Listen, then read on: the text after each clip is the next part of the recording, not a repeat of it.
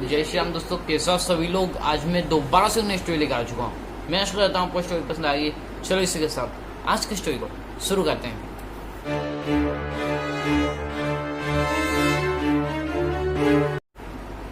एक बार संत तुकाराम अपने आश्रम में बैठे हुए थे। उस समय उनका एक शिष्य वहां पहुंचा। वह क्रोधी व उग्र स्वभाव का था। वह बार बार अपने क्रोध पर नियंत्रण करने का प्रयास करता, पर वह इसमें सफल नहीं हो पाता था। वह छोटी छोटी बातों पे बहुत गुस्सा हो जाता था। वह अपने गुरुदेव के पास पहुंचा और पूछा कि आप कठिन से कठिन, विपरीत से विपरीत परिस्थिति में भी इतने शांत, सौम्य, सरल, सहज व प्रसन्नचित कैसे रह पाते हैं?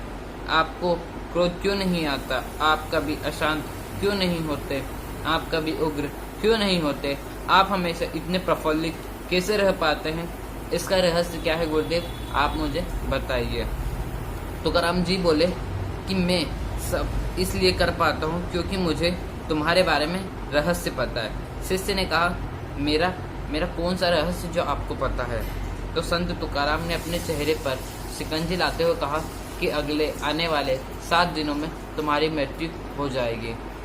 यदि यह बात कोई और कहता तो इस बात को हंसी व टाल में टाला जा सकता था, परंतु यह बात संत तुकाराम ने कही थी, इसलिए इस बात को आसानी से टाला भी नहीं जा सकता था। संत तुकाराम बोले, जाओ तुम घर लौट जाओ। वह बहुत ही उदास मन से अपने गुरु का आशीर्वाद लेकर वहां से निकल पड़ा। मैं तो इस संसार में अब केवल 7 दिनों का मेहमान हूँ। वह रास्ते में मन ही मन यही सोचता हुआ जा रहा था। वह सोचने लगा, यदि यह संसार छोड़कर जाना ही है तो इस संसार के प्रति मैं इतनी घोर आसक्ति क्यों रखूं? मैं क्यों सांसारिक रिश्ते, नाते, धन दौलत के प्रति मोहग्रस्त और अशक्त रहूं? अब जब मुझे इस संसार से सब कुछ छोड़कर जाना ही है तो मैं किसी से ईर्ष्या, द्वेष, वैर भाव आदि क्यों रखूं? मैं नश्वर चीजों के प्रति लोभ, मोह क्यों रखूं? क्यों न भगवान से प्रेम करूं?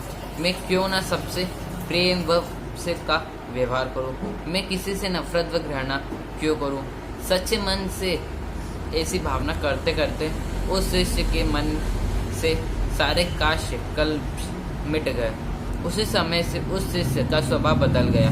वह हर किसी से प्रेम से मिलने लगा।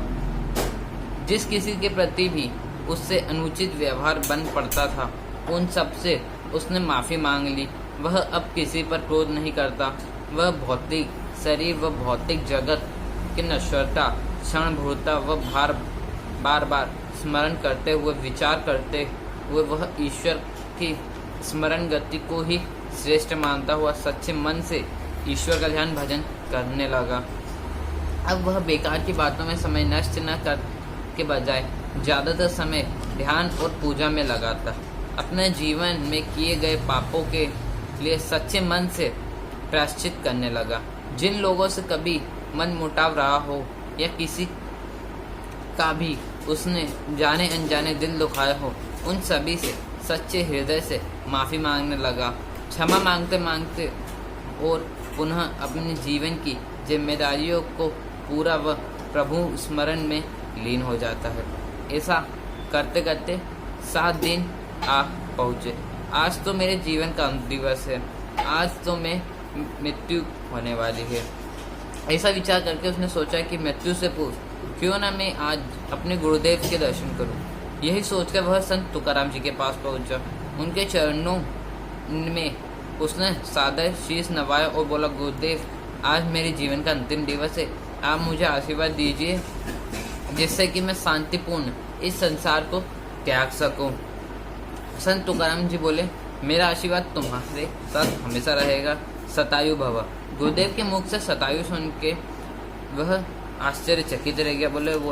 वह बोला कि गुरुदेव, आज तो मेरे जीवन का अंतिम दिवस है, फिर आपने मुझे शतायु होने का वरदान क्यों दिया?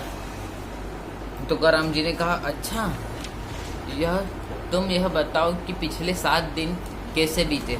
क्या तुम पहले की तरह ही लोगों से नाराज होते रहे, उनसे नफरत करते रहे, उनसे दुर्भावना करते रहे? हाथ जोड़ते हुए वह बोले, नहीं गुरुदेव, मैंने पिछले 7 दिनों में ऐसा कुछ भी नहीं किया। मेरे पास जिन के लिए सिर्फ 7 दिन का समय बचा था। फिर इसे मैं किसी से नफरत करने, घृणा करने, दुर्व्यवहार करने आदि में बेकार की चीज़ों में क्यों गवाऊँ। मैं वो जिन लोगों का कहीं मैंने दिल दुखाया था उन सबसे क्षमा भी मांगी। संत तुकाराम मुस्कुराए और बोले, बस यही तो मेरे अच्छे व्यवहार का रहस्य है। यही तो विपरीत से विपरीत और कठिन से कठिन परिस्थिति में भी मेरे सौम्य, शांत, सहज, प्रसन्नचित्त रहने का रहस्य है। मैं जानता हूँ कि मैं कभी भी मर सकता हूँ, इसलिए मैं नश्वर चीज़ों के प्रति कोई मोह नहीं रखता, कोई आसक्ति नहीं रखता। एकमात्र परमात्मा ही शाश्वत सुख के स्रोत है, इसलिए उन्हीं का ध्यान करता हूँ, उन्हीं का भजन करता हूँ, उन्हीं का स्मरण करता हूँ। सभी जीवों में आत्मा के रूप में परमात्मा विराजमान है, इसलिए मैं सबसे प्रेमपूर्ण व्यवहार करता हूँ। शिष्य के समझ में बात आ गई। उसने यह बात अपने जीवन में गांठ बांध दी और वह घर लौट आया। और यह सुन के उसके जीवन का सब कुछ बदल गया। और आपको वीडियो पसंद आया तो इसे लाइक करें, हमारे चैनल को सब्सक्राइब करें।